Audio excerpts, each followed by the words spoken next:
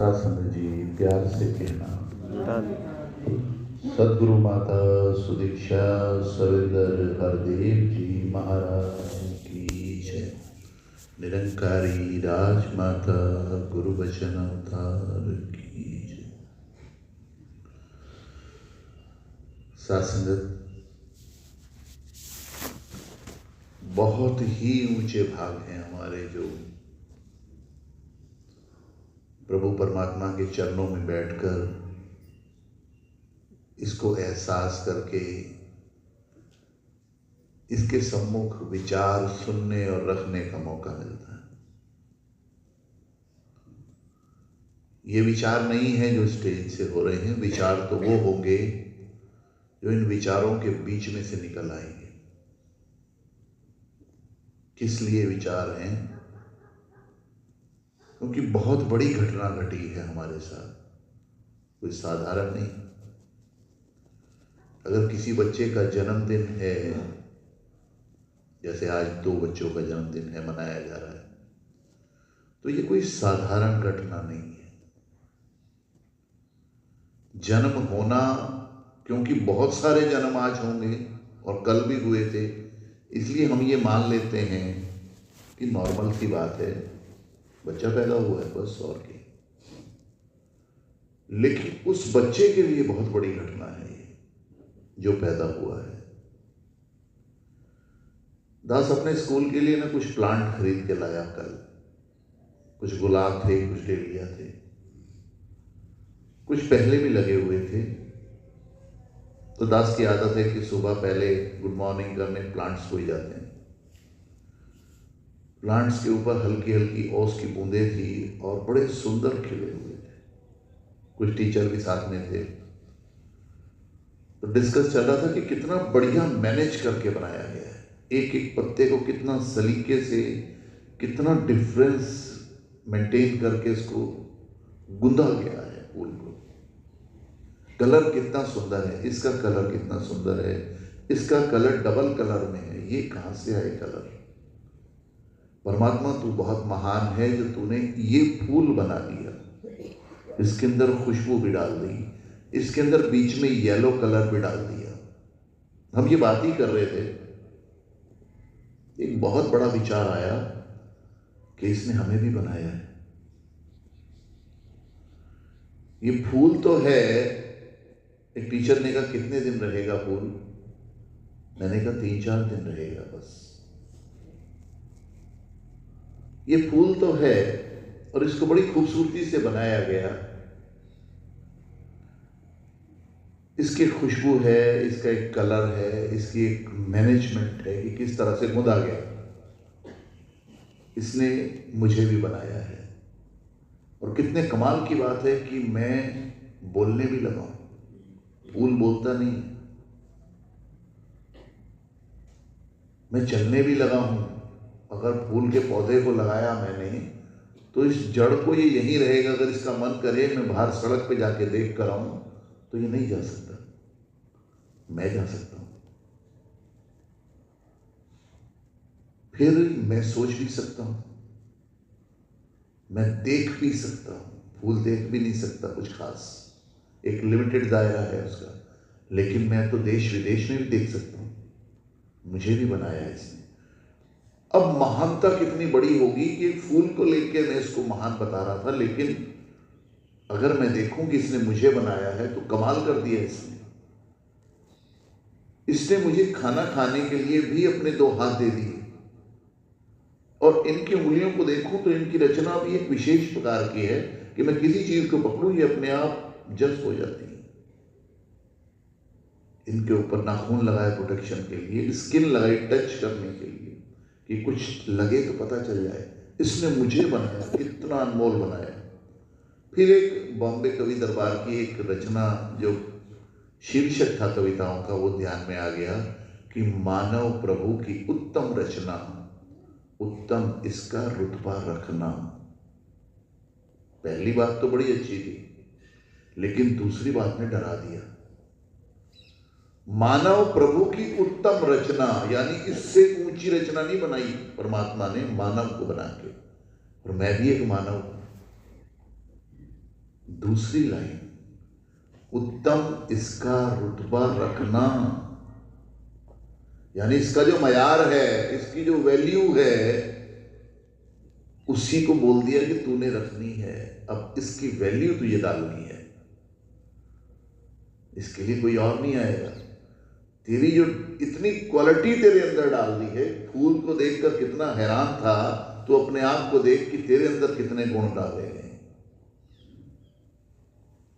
तो उस हैरानी में एक जिम्मेवारी भी दे दी गई कि उत्तम इसका रुतबा रखना, यानी कि तू अपने आप को पहचान तो सही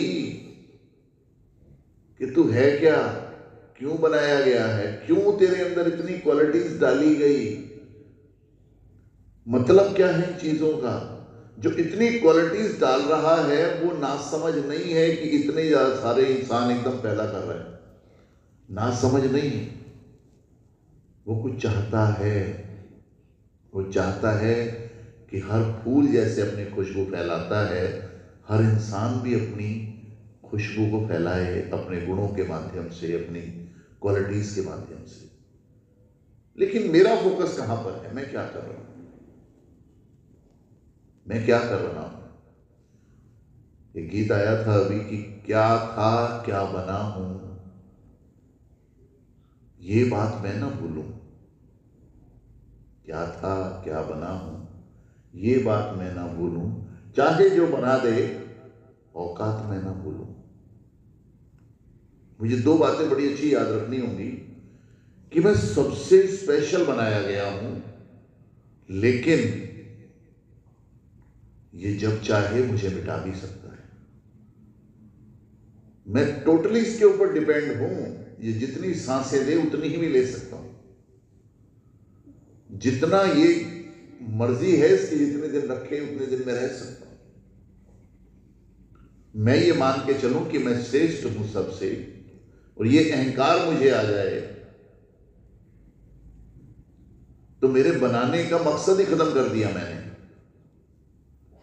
मैं खुद को मार लेता हूं, मैं खुद की वैल्यू को मार लेता हूं, मैं खुद की पहचान को मार लेता हूं, ये सोच के कि मैं श्रेष्ठ हूं। और ये श्रेष्ठता देखो कहां पर आ गई कि मैं बाकी चीजों से तो श्रेष्ठ हूं ही, अब मैं इंसानों में भी श्रेष्ठ होने की बात सोचने लगा कि मैं इससे भी श्रेष्ठ हूं, मैं उससे भी श्रेष्ठ हूं, इससे भी श्रेष्ठ हूं, मैं इससे भी बड़ा हूं। अब वो पैरामीटर्स क्या है जहां मैं अपने आप को बड़ा मानता हूं कि मेरे पास पैसे ज्यादा हैं, मेरे पास ये वाला गुण ज्यादा है, मेरे पास कार भी है, मेरे पास कोठी भी है। मैं यहां उनको तोलने लगता हूं। अरे पागल, क्या कर रहा है। गुणों को देखना था, सामानों को गिनने लगा, हैरान हो गया। इससे तो एक बच्चा सिखा देता है, उसके आगे बहुत सारे नोट रख दो, 10 का भी, 5 का भी, 20 का भी, 100 का भी, 500 का भी, उसको कोई फर्क नहीं पड़ता। उसका जिसका कलर अच्छा लगता है वो उठा लेता है। मैं पागल और नोटों में अपनी कीमत देखने लगा कि मैं कितना बड़ा हो गया। मैं करने क्या आया था, मुझे गुण क्यों दिए गए थे, पैसे कमाने के लिए, जबकि पैसे छोड़ के जाने हैं। ये तो क्लियर है ना। या तो मुझे इस बात पे यकीन नहीं है कि मैंने पैसे छोड़ के जाने, मैंने कोठियां छोड़ के जानी, मुझे कारें छोड़ के जानी, या तो मुझे यकीन नहीं है। और यकीन है तो मैं भोला बना पड़ा हूं, संगत में तो आ जाता हूं, लेकिन मैं अपनी वो बात नहीं भूलता कि कमाने तो है, कमाने जरूरी, मुबारक, जिम्मेवारियां भी निभानी है, मुबारक, समाज में रुतबा भी रखना है, मुबारक। लेकिन ओरिजिनलिटी को क्यों भूल रहा है कि तू फूलों में वो फूल बनाया गया है जो चलता भी है, फिरता भी है, घूमता भी है, कुछ करता भी है और कुछ कर भी सकता है, जो इसकी रजा के अंदर तुझे करना होगा। दास स्टेज पे बैठा तो एक बधाई आ गई, मुबारक हो। बहुत सारी बधाइयां आ रही हैं आजकल, अब दादा बन गए। दास ने हंस के कहा जी, लेकिन दूसरे ही पल सोचने पे मजबूर हो गया कि कौन बना, ये शरीर बना, मैं नहीं बना। दादा का मतलब आपकी पोस्ट बढ़ गई, आप बड़े हो गए। लेकिन मैं सोच रहा था मैं तो वही हूं, मैं कहां बड़ा हुआ? बुजुर्गी शरीर की है या ज्ञान की है, यह देखना होगा। ज्ञान के रूप में बड़ा हुआ या शरीर ही केवल बड़ा हुआ?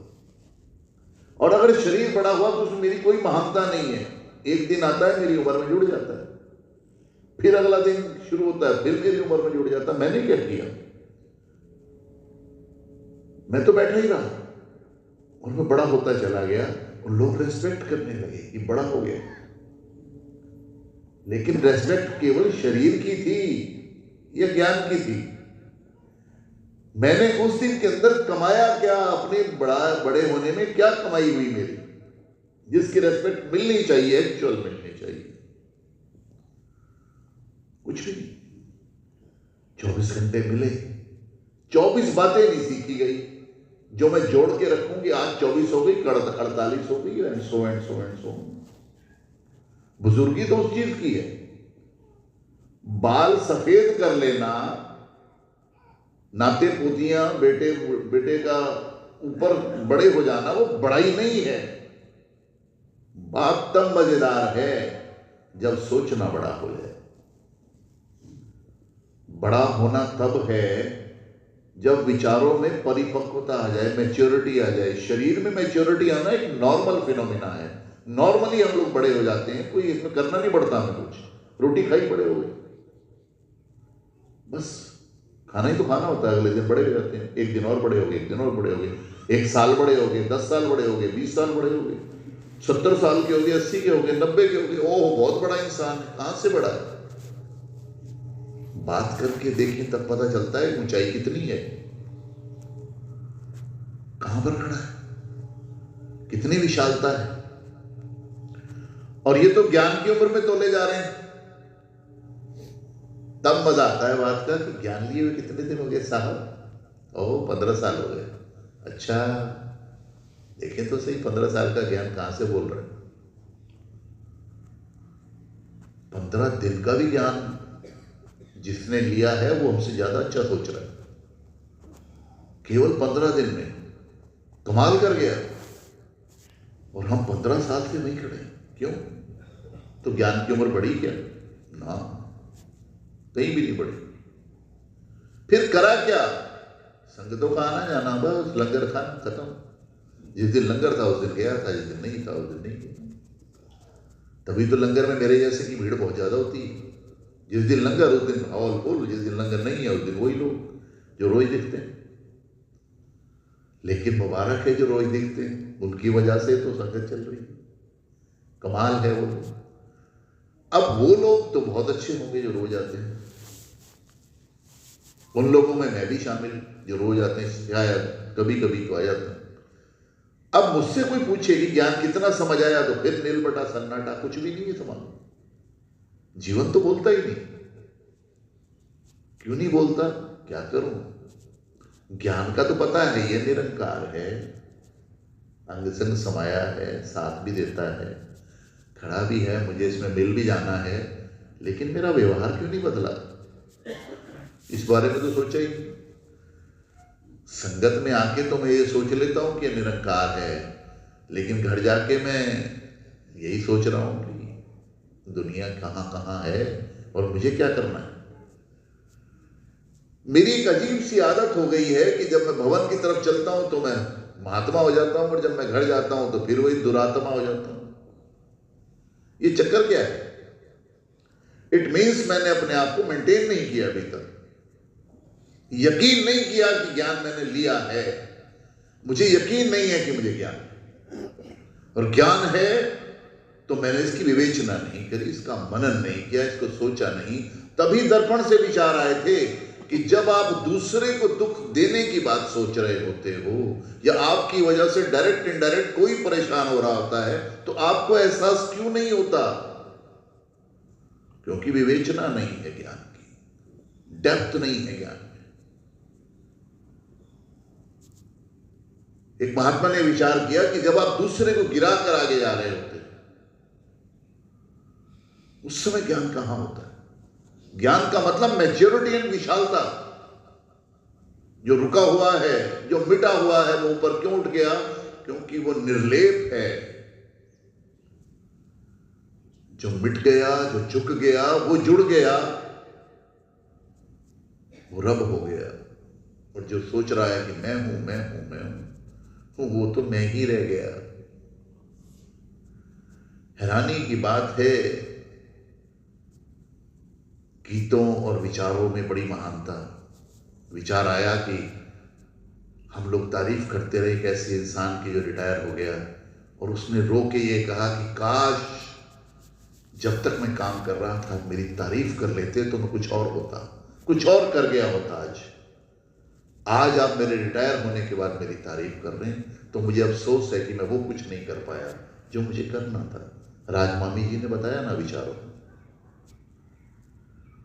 तो मेरा फर्ज क्या बना इस विचार से? केवल सुन लेना ना, मैंने उस हर एक शख्स को हल्लाशेरी देनी, हौसला अफजाई करनी है जो इसकी राह में चल रहा है। ये मेरी भक्ति है, ये मेरी भक्ति है। जो इंसान इंसानियत को फॉलो कर रहा है, मुझे उसके साथ खड़े हो जाना है। अरे मैं किससे छुपा रहा हूं? एक तरफ मैं कहता हूं तू देख रहा है, एक तरफ मैं कहता हूं मैं तेरे से छुपा रहा हूं, एक तरफ मैं कहता हूं तू अंग संग है, और एक तरफ मैं तुझको अलग करके दूसरे काम कर रहा हूं। क्यों? क्योंकि मुझे समझ नहीं आया। मैं तुझे माइक पर बैठकर कह रहा हूं कि तू निरंकार है, तू सुन रहा है, तू देख रहा है, तू बोल रहा है, तू सब कुछ कर रहा है। लेकिन जब मैं ऐसी गतिविधियों में इन्वॉल्व होता हूं तो मैं हैरान हो जाता हूं कि मैंने इसको कहां पैक करके रख दिया था। बड़ी उलझी सी जिंदगी चल रही है और एक दिन और टक जाता है, और मैं वहीं का वहीं खड़ा सोचता रहता हूं मुझे करना क्या है। हैरानियों के दौर हैं, परेशानियों के दौर हैं, और जिंदगी है कि हाथ से निकली जा रही है। कोई ना कोई बीमारी का खतरा लगा रहता है, कुछ ना हो जाए। इतना खतरा कि शरीर को मान के बैठ गया हूं कि मैं शरीर हूं।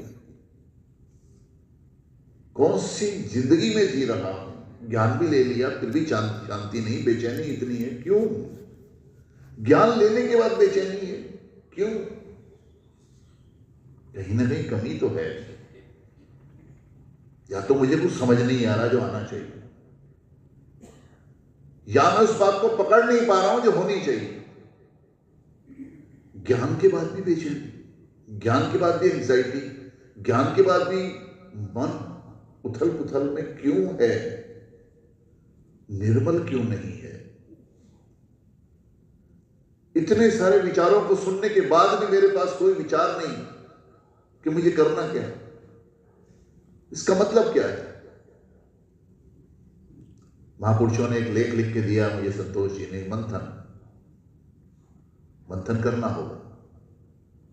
क्या है मंथन? बहुत समय पहले शास्त्रों में लिखा था कि एक देवता और दैत्यों की एक मीटिंग हुई, उसमें मंध्याचल पर्वत को मधानी बनाया गया, और वासुकी एक नाग था, उसको उसमें रस्सी की तरह लपेटा गया। देवता एक तरफ खड़े हो गए और दैत्य दूसरी तरफ खड़े हो गए, और उसको मथा गया। 14 रतन निकले, उसमें अमृत भी निकला, विष भी निकला। सबसे पहले विष निकला, उसके बाद बहुत सारे रतन निकलते गए। वो क्या कहानी थी? क्यों थी वो? कोई कहानी वहानी समझाने के लिए थी, और मैं क्या समझा? मैं समझा कि शायद ऐसा हुआ होगा, कोई अमृत हुआ होगा, कोई विष हुआ होगा, किसी में से लक्ष्मी निकल आई होगी, किसी में से कुछ निकल आया होगा, विष्णु जी निकल आए। वो क्या था? कुछ भी नहीं था। वो मुझे समझाने के लिए कहा था कि मंथन यहां पर है। दैत्य और देवता दोनों अंदर हैं, नेगेटिव और पॉजिटिव एनर्जी के रूप में। वो दोनों तेरे को मथ रहे हैं, और उसके अंदर से फ्रूट्स निकल रहे हैं, जो रिजल्ट निकल रहे हैं, जो विचार निकल रहे हैं, वो हैं। उन विचारों को तू कहां पर अपना रहा है? उसमें विष भी है, उसमें अमृत भी है। तूने क्या लेना है? तू किसके पीछे दौड़ रहा है? बहुत सारी चीजें मेरे को समझाई गई इनडायरेक्टली, लेकिन उनकी गुत्थियों को तो मुझे ही खोलना था। मैं तो कहानी पढ़ के किताब बंद करके बैठ गया, ये कहानी भी पढ़ ली, ये कहानी भी पढ़ ली, ये कहानी भी पढ़ ली। लेकिन जब लोग मुझे पढ़ेंगे तो कौन सी कहानी है वो मैं कौन सी कहानी हूं? फिर मेरी तो कहानी ही नहीं बनी अभी, कब बनेगी? फिर वही वाली कहानी बनेगी कि एक दिन फोटो लगेगा वहां किनारे, थोड़े से लोग आएंगे, कुछ बातें होंगी, कुछ विचारों की, कुछ इधर की उधर की, उसके बाद बात भुला दी जाएगी। फिर 1 साल बाद एक संगत होगी, उसमें लंगर होगा, खत्म कहानी, निमट गया किस्सा। बस ये कहानी है। क्या इसीलिए आया था? इसीलिए वो फूल बना था, जिसको देखकर तारीफ उस स्कूल में हो रही थी कि फूल बड़ा सुंदर है, तो मैं भी बहुत सुंदर तरह बनाया गया हूं। करके क्या गया हूं? एक फोटो के लायक बना बस। कोई मिसालें नहीं, कोई बात नहीं, किसी की कोई यादें नहीं। क्यों? ज्ञान लेने के बाद भी खाली जा रहा हूं। क्यों? क्योंकि ज्ञान की विवेचना और मंथन नहीं किया गया। कौन करेगा? कोई बाहर से आएगा करेगा?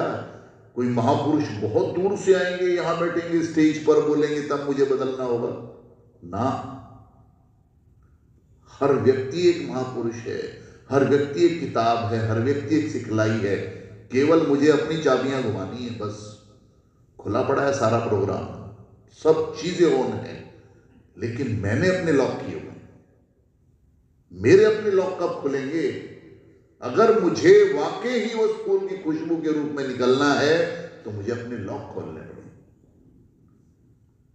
ये संगतें बार बार मुझे लॉक खोलने के लिए कहती हैं, लेकिन मैं कहानी समझ के चुप बैठ जाता हूं। ये तो कहानी है, एक किस्सा है, ये तो मैंने सुना हुआ है, ये भी मैंने सुना हुआ है। अभी अशोक जी ने भी एक कहानी सुनाई, बहुत सारे लोग मेरे जैसे सुने, ये तो सुनी हुई। वो सीखना क्या है? ना तब सीखा था, ना बीच में सीखा, ना आज सीख रहा हूं। बस कहानी समझ के बैठ। कहानी नहीं, जीवन है। अगर समझ आ जाए तो जीवन बदल जाएगा, लेकिन कहानी है तो कहानी है। सोचना पड़ेगा, सोचने का समय है। कल एक ऐसा समय भी आएगा जब कान जवाब दे जाएंगे, नहीं सुनेंगे, दिमाग जवाब दे जाएगा, नहीं सुनाएंगे, पैर जवाब दे जाएंगे, संगत तक नहीं आना होगा। बैठने के लिए कुर्सी भी तंग करनी होगी। अब तो खैर नीचे बैठने वाले मुबारक हैं, फिर कुर्सी पे बैठ जाते हैं, उसके बाद कुर्सी पे भी आराम नहीं आ रहा होगा। तब समझेंगे, तब टाइम मिलेगा। आज है, मुबारक है, इसलिए बहुत ऊंचे भाग हैं जो यहां बैठे हैं और स्वस्थ बैठे हैं, समझने के लिए बैठे हैं, और समझ भी जाएं तो बड़ा अच्छा है। मुबारक है वो जन्मदिन जो आज हो रहे हैं, लेकिन जन्मदिन का मतलब होना चाहिए कल। जन्मदिन सार्थक